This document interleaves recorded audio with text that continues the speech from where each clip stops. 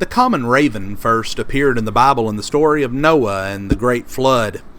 Noah sent the raven to see if it was time for them to leave the ark. Genesis 8 and verse 7 says that the raven flew here and there, which likely means that it went searching for food and then returned to the ark.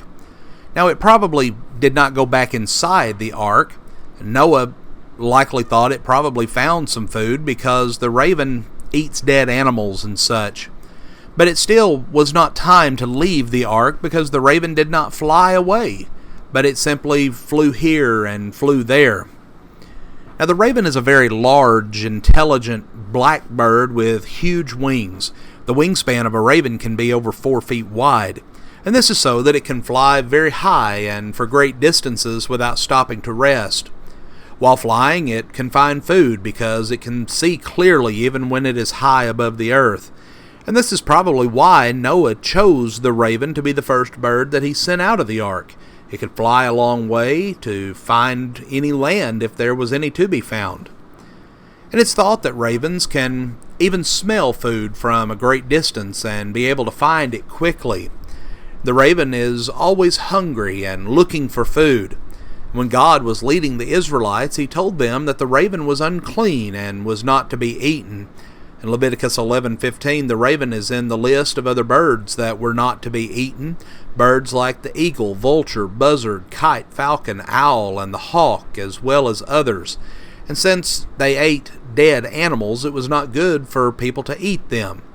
Well, later in the Bible, one of God's prophets, Elijah, told Ahab that there was going to be no rain for many years.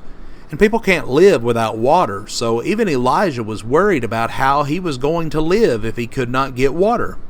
Well, God told him to go and hide by the brook Cherith, which is close to the Jordan River. God told him that he could drink that water, and he would send the ravens to bring him food. Well, God likely chose the raven because of their great size and their ability to fly a long way, and because their beaks are razor sharp, which helps them to catch and to tear food.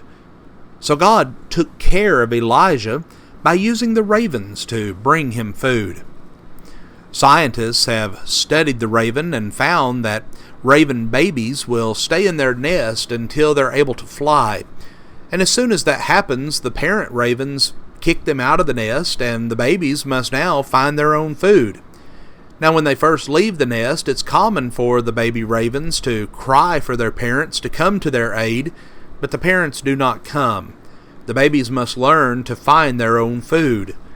In Psalm 147 and verse 9, it tells us that God takes care of the young ravens that cry. And since we are so much more important to God than the ravens, then we should feel comforted that God will take care of us as well. But we see that Jesus also taught us not to worry by using the raven as an example. In Luke 12, Jesus was teaching his disciples that the raven needs food like all other animals. However, it does not plant or grow any food or have a need to harvest any food to eat, but God takes care of the raven and makes sure that it gets the food that it needs.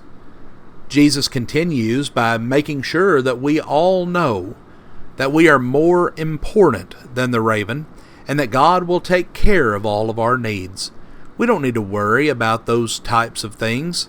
However, we must obey him. So we see that the raven played an important role in numerous stories that we find in the Bible. It is a truly remarkable bird, a beautiful bird, and God chose it to be special in his plan for us.